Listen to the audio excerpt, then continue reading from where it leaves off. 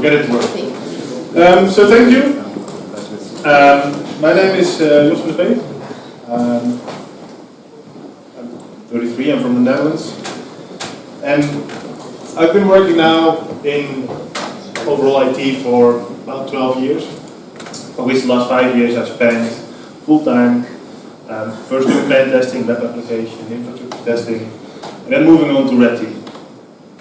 And I had a lot of fun with that. I was able to travel all around the world.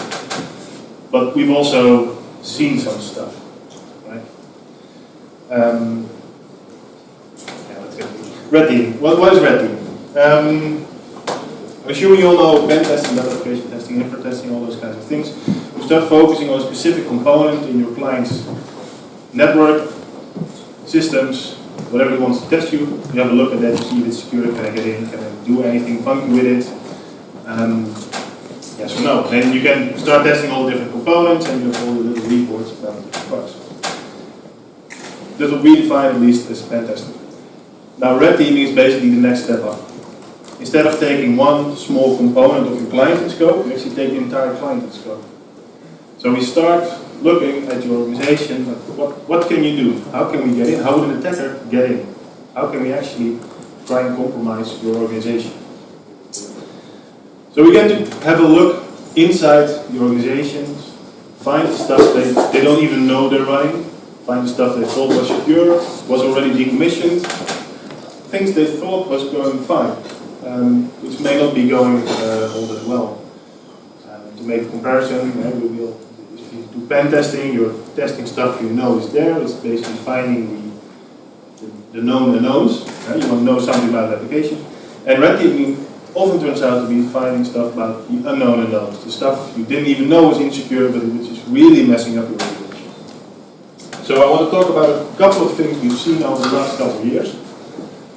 I'm going to talk shortly about users. We all know and love our users. Let's have a discussion on that. I want to have a talk with you guys about network segmentation and network monitoring. What are they? What can you do? What can't you do with them? I want to talk with you about 4I principle. Is good, is not good, how should you do it, what's it actually for? And then we're going to wrap up with some multi-factor authentication, which is always a lot of fun and you can do a lot wrong with that. So let's start with our users. We all know and love our users, right? If we didn't have any users, we wouldn't be here this much, right? The users, they are our clients, they are the people doing the actual work for the company all the times, right? Making the money. We're spending the money on security, but they're actually making the money so we can spend it. But it may also be your mother or your grandmother doing some banking, those are also users. And we from a security perspective, we often don't trust our users. They don't know so much about security, we need to train them up, which is good. But we cannot expect them to be the end-all security guys. Right? We're not the end-all investor guys or the end-all administrative people. Right? Everybody has their own specialty. So we do train them up.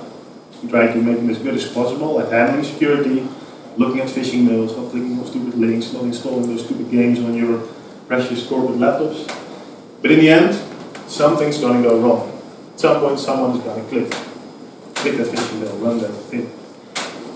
And so from a technical perspective, yes, we trust the user to some point, but you want to keep some control, because from a technical perspective, it's really hard to make a distinction between a legitimate user doing his work, a malicious user who's trying to make off with all your data, as we just discussed, or an attacker who has actually been able to get a phishing mail into the system, get a click and executing some code, and masquerading, pretending to be a valid user.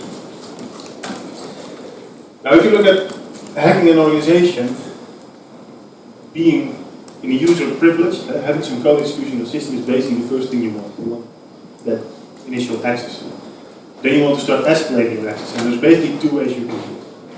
First one is obviously the technical exploitation, finding a weakness, finding some protocol which is misconfigured, so finding some weak password, right?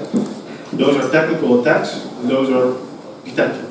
It's possible. You can do that, you can put measures in place to find those port scans, to pick up on a responder, trying to get some action, stuff like that. But the other way is actually trying to find information in the context of the current user, information the user is able to access, which you can use to escalate your access. Right? Can you find passwords in his mailbox? Can you find stuff on the intranet? Right? Is there a knowledge base which says, oh, we have this development server and these are the credentials you can use to log into that? That's really useful information for an attacker, and it's really hard to detect that. Because from a technical perspective, it's hard to make a distinction between is this a user doing his job, browsing the internet, reading articles on a knowledge base, or is this actually an attacker trying to find some sensitive information which maybe we don't want him to have. So we can do all kinds of stuff to our users, train them, make them better, reduce the risk of them actually clicking them and becoming infected, but you cannot negate it. Right? There's always this little chance that someone will do it. And the bigger the organization, well, there's basically in the end a 100% chance that it will happen at some point. Not every phishing attack you will try will be successful, but one of them will be successful at some point. So, a lot of companies start using network monitoring. Right? They're going to try and find those attacks. They're going to try and figure out, is this traffic that I'm seeing on the network coming from the user segment, coming from this laptop, from a regular user, is it legit traffic or not? Right? Is it someone trying to escalate his access, trying to get to a management board, trying to get to some sensitive systems? But in order to do that, you have to have some idea of what the normal traffic is you're looking at. If you have a very open network, if you don't have any segmentation, right? No closed off firewalls, closed off ports between your user segment and your server segment where your ground jewel information is, and it's really hard for monitoring teams to actually start detecting which traffic is malicious. If a user is on the same segment as your administrators are, which are going through RDP, going through SQL Server, going through SSH, all those juicy ports which attackers really like to use, and it's really hard to figure out if the traffic you're seeing is actually legit or not. I've talked with multiple monitoring teams who are actually shutting down rules for TCP scans, PIN scans, stuff like that, because they're just generating too much false positives in an open network. There's no baseline, there's no knowledge of this traffic should or shouldn't be there. Because the administrators are using the same access methods as the users are. While the users are going through your website, your intranet, the administrators may be going to the administrative portals. And so will the attackers, because that's where they can actually start escalating. They can start moving through your network. So what you would like to do is actually segment that up. So you have your user segment, which is basically your low security tier.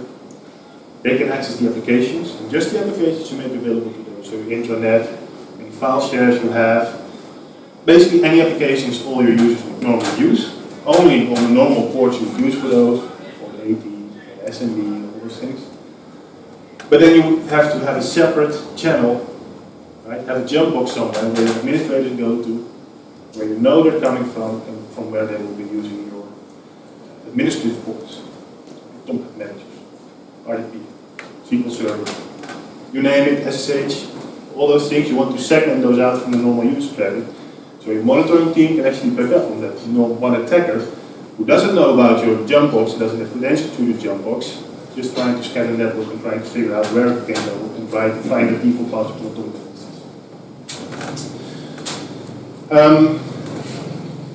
So you don't have network segmentation, right? It's really, really hard. But you know you have some crown jewel applications, and you decided, before I'm going to actually make a transfer, before I'm actually going to wire out those 10 million, I'm going to use the 4 eyes principle, right? I'm going to have a second guy log in and authorize that transaction. Well, that's great, but let's think about what the 4 eye principle is based on, right? It's basically to prevent one malicious user from performing a certain risky transaction, right?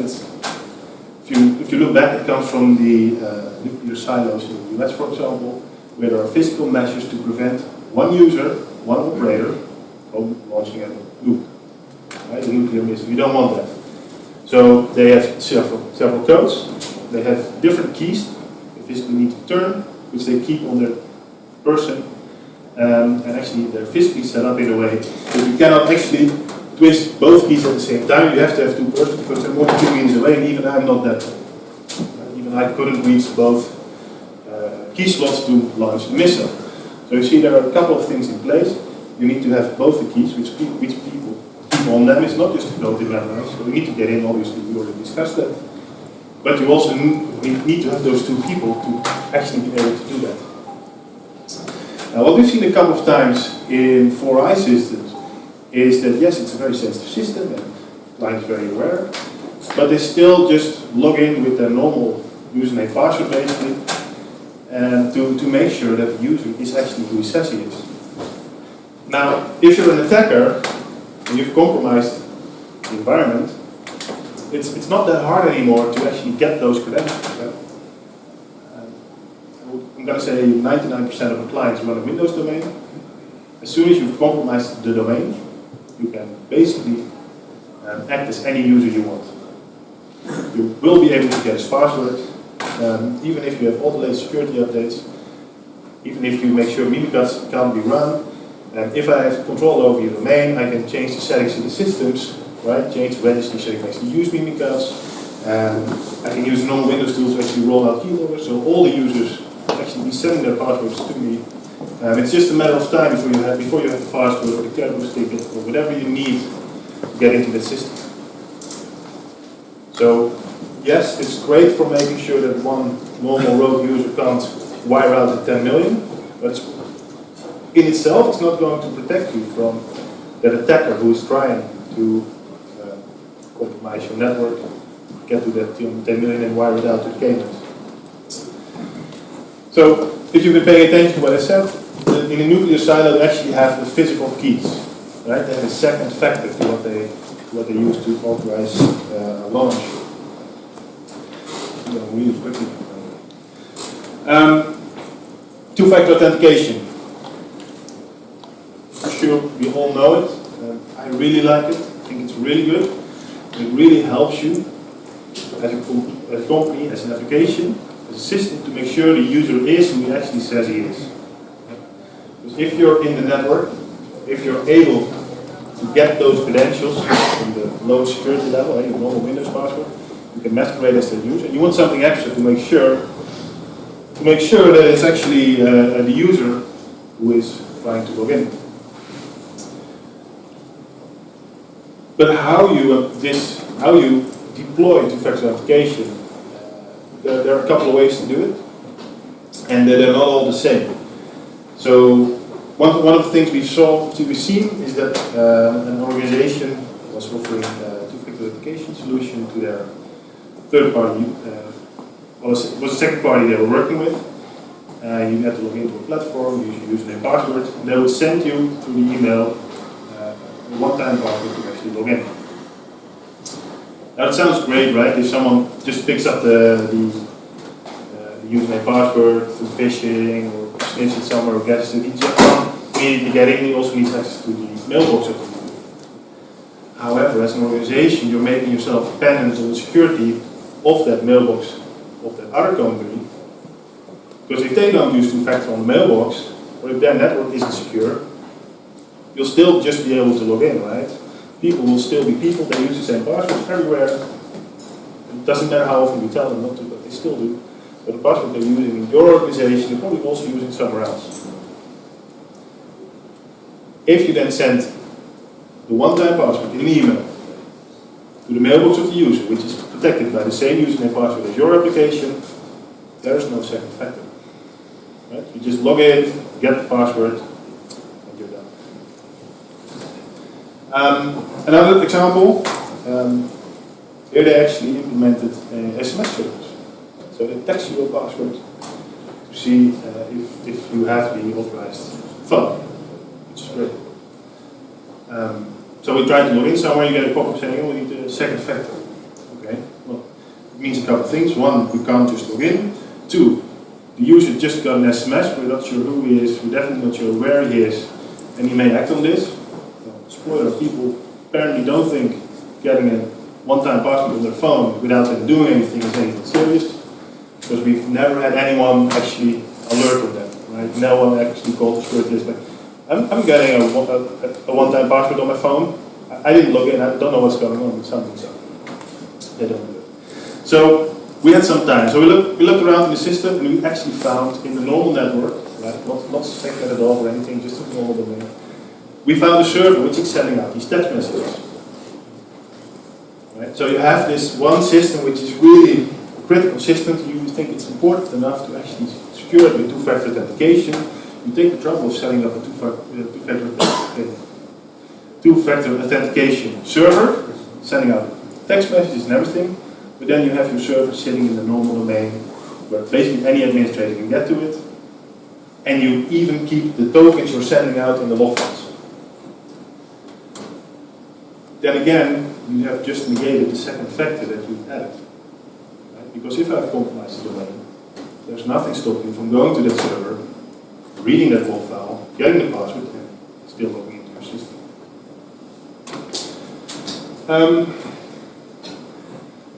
So, on to the next application, we encountered one where you were only required to do two-factor authentication from the outside. Okay? You can do that, right? There was a web mailbox. It's definitely something you can do if you've properly secured your endpoints. And you want to make sure you have some extra authentication on the outside if people look in remotely from a real system. However, they had not enrolled their users. They had not set up their users. They had just enabled the accounts for two-factor authentication. And you were actually only prompted to enroll yourself if you log in remotely. So the first time you're going to log in, you get a screen saying, well, you see you're logging in remotely. Could you please register your phone number so we can send you a text message? Well, we were happy to oblige, so we provided the phone number. And we were able to get into the mailboxes. It does mean the user is not able to get into the mailbox anymore. But by having your users enroll themselves over the untrusted channel you're trying to secure, it's maybe not the best idea because they come in first time, you hope it's them, but you don't know yet, right? That's why you introduce the second factor.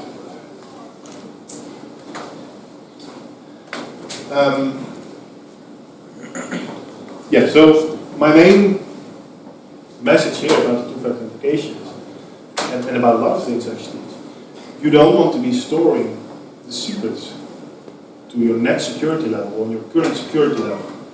Right? I'm sure you all know mimikatz. Stuff like this folder. Right? That's the way you get more credentials in the Windows network. That's fine. It's how it works. You can do some stuff to prevent that. But if you're going to be storing your passwords, right, to your most secure systems, which you think should have extra security by having 4 icons or by having multiple factor authentication, if you're going to be storing those in the network, the normal network people are coming from, it's far too easy for an attacker to actually start looking around your system and finding those keys, figuring out where is this server which is managing multi-factor authentication, where is this user which is able to approve this transaction. Waiting. It's a waiting game. In the end, it's a waiting game. It's one of the things we always struggle with. We do red teaming in a time box approach. Client wants to pay for a number of days, so we have to push. But a lot of times, it's just a matter of waiting. Waiting for that one user to click on that file, to launch that backdoor, to log into that system where you need those credentials for.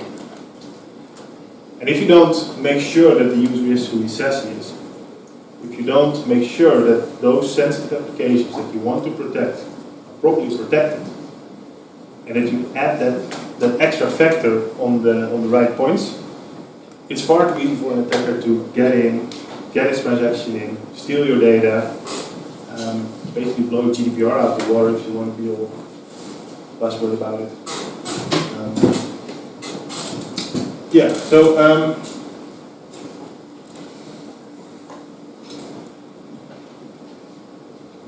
what's the summary already? Going forward. Oh, I'm hoping I'm catching up sometime. Yeah, so make sure your user is your user. It's fine to trust your users. That's okay. Educate your users, but no, they're gonna fail at some point, like everything, right? Your users are gonna click something. Your endpoint protection is gonna miss something. Your monitoring team is gonna miss something. All those things happen. But you want to make sure you put enough controls in place at various levels that they don't happen all at the same time. If you user clicks something, you would like an endpoint protection to catch it, but realistically, if you have bit of an advanced attacker, they're not going to catch it. But then you want to have a couple of controls in place to make sure that you do catch some other sites, right? Make sure they can't directly go to what management reports you're trying to protect. Make sure that if you're going to increase the security level, either administrative jump box or some sensitive application you're trying to protect, you make sure it's actually the user who it claims to be, so adding that second factor because the Windows domain is just realistically too easy to get control of. There are ways to prevent it, but it's really hard. Yeah.